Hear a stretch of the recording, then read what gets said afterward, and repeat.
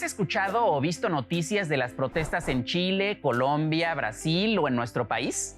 El modelo económico y político que ha dado origen a todas estas manifestaciones se implantó por primera vez en Inglaterra en mayo de 1979 con la primer ministro Margaret Thatcher. Poco después se estableció en los Estados Unidos, cuando en enero de 1981 Ronald Reagan asumió la presidencia de ese país. Los dos gobiernos querían reducir la intervención estatal en la función económica, eliminar la inflación y aplicar la desregulación y apertura comercial con los acuerdos de libre comercio. En América Latina, este modelo se estableció primero en 1973 en Chile. En el programa de hoy conoceremos algunas características teóricas del modelo y cuál fue el impacto que tuvo en la crisis de 1982 en nuestro país. Vamos con nuestra invitada para conocer más del tema. A nivel mundial, o por lo menos a nivel occidental, hay un nuevo modelo económico, pero evidentemente también está acompañado por un modelo político y social en Europa, en los Estados Unidos, y después tiene trascendencia en América Latina, por supuesto, también África y otras regiones del mundo. Surge en Europa y en Estados Unidos a finales de los 70, en Inglaterra primero, con la nueva primera ministra Margaret Thatcher, es nombrada en mayo de 1979, y en los Estados Unidos con el nuevo presidente de la República, Ronald Reagan, que toma el poder en 1981. El programa de ambos dirigentes en Inglaterra y en Estados Unidos descansa un poco sobre los mismos pilares, sobre las mismas ideas y visiones. Hay que recordar que Europa en 1945 sale de una terrible guerra, la Segunda Guerra Mundial, y los países quedan totalmente destrozados. Por lo menos es el caso de Alemania. Francia también en gran parte porque había sido ocupado por el ejército alemán de Hitler, y muchos otros países de Europa que participaron en la guerra. Entonces en 1945 Europa está destrozada, está arruinada, Japón también, y hay que reconstruir. Entonces en ese momento, ayudado mucho por los Estados Unidos, se desarrolla un estado de bienestar social donde cada uno de los estados en cada nación va a tener una presencia muy fuerte para reconstruir el país, para reconstruir la nación, para ayudar, porque la gente se quedó sin comer, sin absolutamente nada. Hay que reconstruir una economía. En los años 50, en los años 60 y en los años 70, esos países ya empiezan a recuperar una economía que pues empieza a crecer realmente. Ya crecía la economía, pero empiezan a tener cierta prosperidad. El Estado empieza a ser demasiado fuerte, demasiado presente, y es lo en contra de lo cual se van a oponer tanto Thatcher como Reagan, y van a adoptar lo que se conoce después como neoliberalismo, que es un nuevo liberalismo. El liberalismo es una doctrina que ya viene de los siglos anteriores, no es una doctrina nueva, y que después en los años 90 se va a llamar el consenso de Washington. Las ideas esenciales es que hay que aligerar, suavizar, matizar, disminuir el peso del Estado, de este estado de providencia, del welfare state en los países, de su intervención en las políticas públicas, en particular a nivel industrial, económico, financiero, pero también social, etc. Entonces van en contra de un Estado que ha sido muy directivo, muy intervencionista. Y entonces, en contraparte, ¿qué quieren? Quieren impulsar las fuerzas del mercado, es decir, que el mercado tenga menos controles por parte del Estado, ¿sí? El Estado viene a ser regulador, pone reglas, pone leyes para que el mercado y las fuerzas del mercado, es decir, las empresas, los empresarios, los bancos, etcétera, actúen sin trabas y el Estado deja de ser propietario. Hay que fomentar la competencia porque esas doctrinas piensan que el Estado y las empresas de Estado, todo lo que proviene del Estado, es demasiado rígido, poco flexible, está muy protegido y por lo tanto pues muchas veces es ineficaz. Entonces son las ideas principales que empiezan a difundirse, a divulgarse en la comunidad europea, pero también evidentemente en Estados Unidos, Canadá, y eso empieza a permear en los países de América Latina. En 1982, México vivió una profunda crisis económica que estalló a finales del sexenio, por el desgaste político y por el agotamiento de lo que se llamó el desarrollo estabilizador. Aunado a una de las mayores caídas en las cotizaciones internacionales del precio del petróleo. Para hacerle frente a la crisis de la deuda externa de 1982 y para evitar que la patria se nos deshaga entre las manos, se puso en práctica un drástico ajuste fiscal y externo que tuvo como objetivo central, casi único, generar un excedente suficiente para continuar pagando cabal y puntualmente la deuda externa del país. Con ello se esperaba estabilizar la economía para posteriormente volver a los mercados financieros internacionales y así recuperar el crecimiento. Sin embargo, la estrategia no rindió los frutos esperados. En el periodo de 1982 a 1988, el Producto Interno Bruto por persona se redujo a un ritmo anual de 2.1% en términos reales. Los precios al consumidor aumentaron en promedio a un ritmo anual de 90%. El tipo de cambio pasó de 57 pesos por dólar en promedio en 1982 a 2.284 pesos en 1988. Un aumento de más de 4.000%.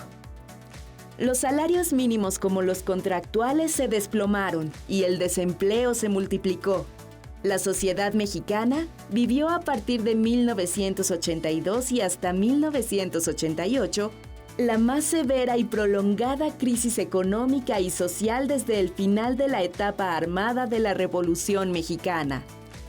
Las clases medias perdieron, con la creciente inflación y sus relativamente estancados sueldos, los niveles de vida que ya habían alcanzado. Y a los obreros, a los campesinos y a los subempleados urbanos y rurales, les fue cada vez más difícil satisfacer sus necesidades esenciales. El 19 de septiembre de 1985, la Tierra se movió.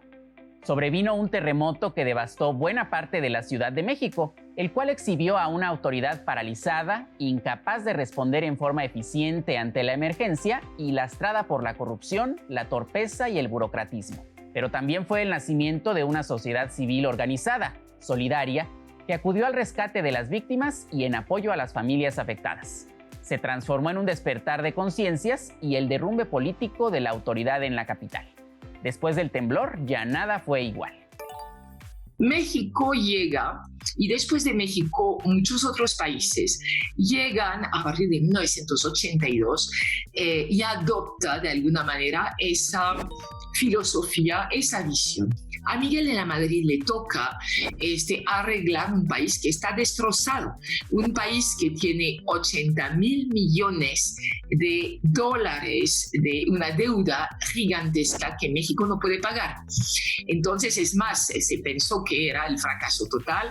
De la Madrid tuvo que cambiar totalmente su programa, su plan, su discurso y firmar una carta de intención con el Fondo Monetario Internacional que presta dinero, pero no presta dinero así gratuitamente, presta dinero porque impone evidentemente al país ciertas reglas y reglas estrictas. Y entonces México tuvo que entrar en este círculo infernal de supervisión de alguna manera de estas instancias internacionales, el FMI en particular, el Banco Mundial también, para de alguna manera ponerse a flote. El país estaba destrozado. El sexenio de la Madrid fue un sexenio terriblemente difícil porque el peso había devaluado y siguió devaluándose.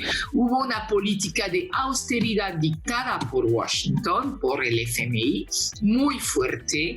Hubo un empobrecimiento muy fuerte de la clase media en particular, pero no solamente de la clase media, por supuesto. Proletariado urbano y campesino se empobrecen todavía más. Además, durante el sexenio de la Madrid le tocó muy mala suerte, le tocó lidiar con dos fenómenos. Primero, recuerden ustedes el 19 de septiembre de 1985, el terremoto de México, un terremoto extraordinariamente fuerte en un país que no estaba preparado psicológicamente, ni económicamente, ni en ningún plano para lidiar con eso. Pero también el precio del petróleo que se empieza a desplomar en 1986. Entonces afecta evidentemente a los ingresos de un país petrolero y exportador. México ya no vivía tanto como antes de las exportaciones petroleras, pero todavía recibía muy buen dinero. Las raíces del neoliberalismo se instalan aquí, pero van a tomar toda su potencia con el sexenio de Salinas de Gortari y después de Zedillo y los sexenios siguientes. Ahora, vivir una crisis económica con una política de austeridad muy fuerte en donde casi todos los mexicanos padecen de eso, evidentemente deslegitima el partido en el poder, en ese caso el PRI. Entonces, una parte de los priistas estaban en contra de esas nuevas medidas, de la intervención del FMI, de esas medidas de austeridad, de las fuerzas del mercado que empiezan a tomar mucho más auge y empiezan a protestar. Entonces hay pues fricciones, una decisión adentro del PRI y cuando se designa, porque querían designar a una persona más afín, digamos, las fuerzas más nacionalistas del PRI querían que fuera designado un candidato más afín a su visión, pero es un candidato más neoliberal que gana, Carlos Salinas de Gortari, que es el candidato oficial del PRI.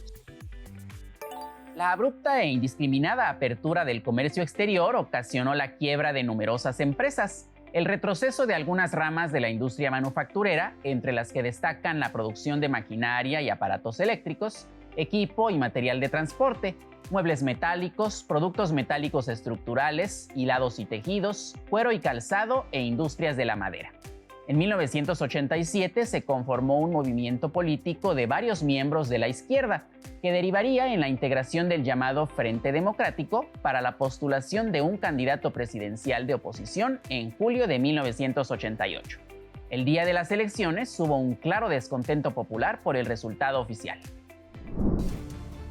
Para elevar la competitividad de los productos, se redujo la planta laboral y se flexibilizó el consumo de la fuerza de trabajo, medida más frecuentemente adoptada que la introducción de mejoras tecnológicas en la producción. Todo ello ocasionó el incremento del desempleo y de la economía informal. La informalidad en el trabajo de los jóvenes y crecientemente de las mujeres y niños fue ocupando a la oferta de mano de obra que no pudo obtener empleo formal en la industria y los servicios. Las empresas transnacionales y los grandes grupos financieros fueron los principales beneficiarios de la política económica adoptada. Gran cantidad de empresas cerraron. Numerosos empresarios se transformaron de industriales en comerciantes de mercancías importadas. y ocurrió una gran concentración y centralización del capital. En 1993, el Instituto Mexicano de la Televisión, Imevisión, empresa gubernamental de televisión pública, propietaria de los canales 7 y 13, también fue vendido a una empresa privada. La madrugada del 1 de enero de 1994, entraba en vigor el Tratado de Libre Comercio con América del Norte, apuesta fundamental para entrar a la modernidad, en palabras de la administración de aquellos años.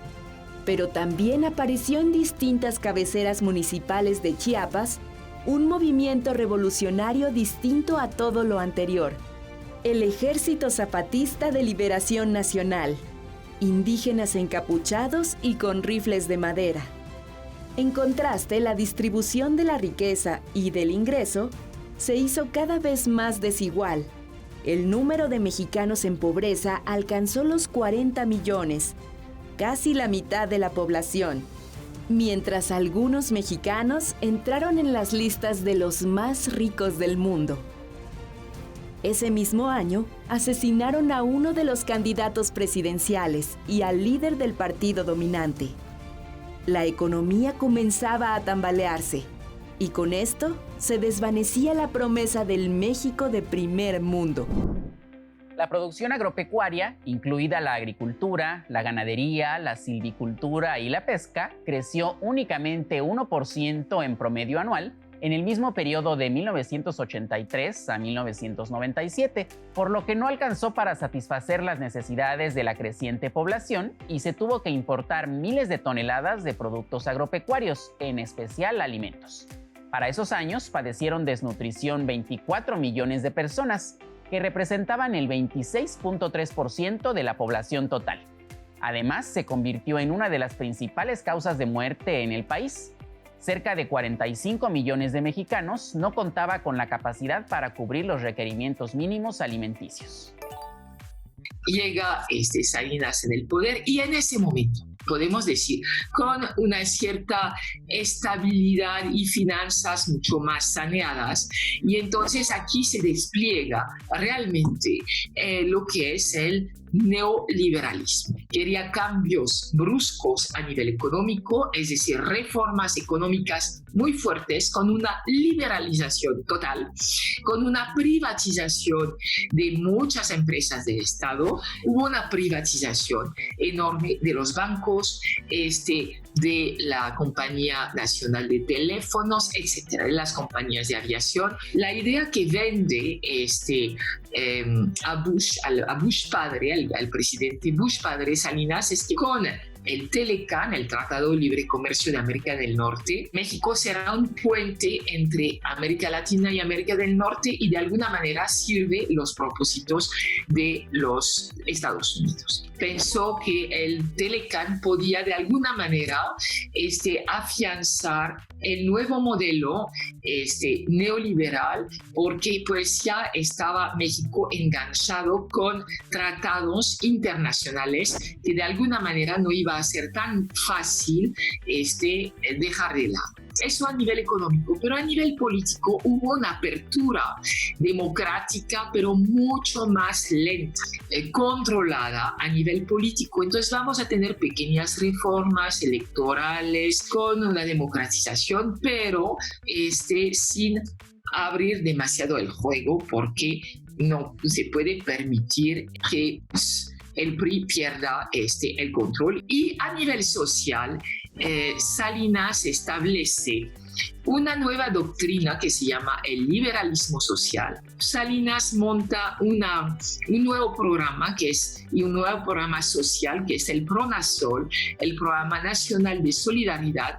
que de alguna manera quiere contrabalancear a esta apertura muy fuerte a nivel económico. Entonces, Salinas tiene como 3 pilares: una política económica de apertura total, con una reforma a la reforma agraria en 1992, una reforma al ejido que era como una figura sagrada, una reforma política de democratización muy lenta y una reforma social que es sí, un programa social, sin embargo, también es una manera de legitimar su propio proyecto. El sexenio de Salinas acaba muy mal. Primero, se construye el Tratado de Libre Comercio con Canadá y con Estados Unidos. Se firma en 1993 y entra en vigor el 1 de enero de 1994.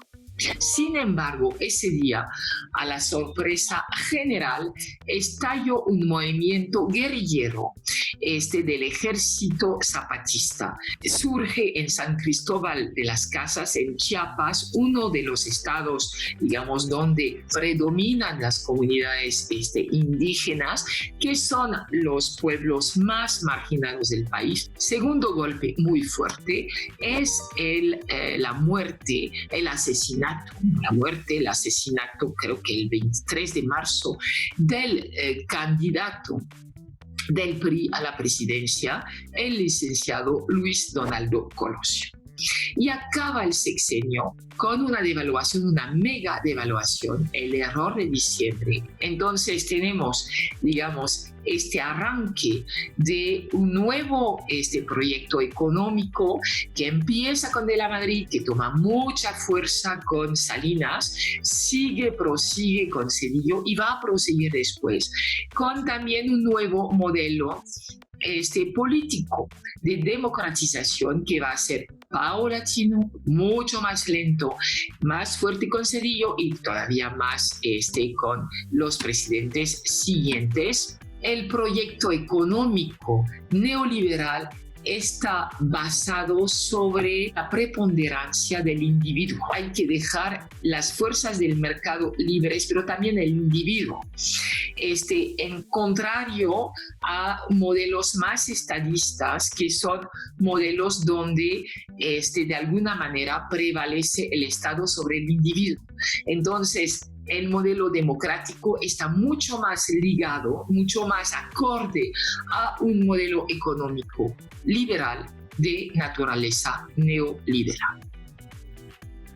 En la segunda mitad de la década de los 90 se privatizaron sectores estratégicos altamente sensibles para mantener la seguridad nacional: puertos, minas, electricidad, ferrocarriles, el gas doméstico y aeropuertos. Con esas acciones se aseguraron relaciones con empresas transnacionales que posteriormente sirvió a funcionarios de gobierno como puerta giratoria, es decir, salían de la función pública para integrarse a los consejos de administración del sector privado. El pueblo mexicano levantó la voz y la mano exigiendo cambios democráticos, cambios que le permitieran participar en la toma de decisiones tanto de naturaleza política como económica y social. Haz este programa con nosotros. Participa con Jóvenes en TV, un espacio de reflexión y construcción de conocimiento. Visita nuestras redes sociales. Hasta pronto.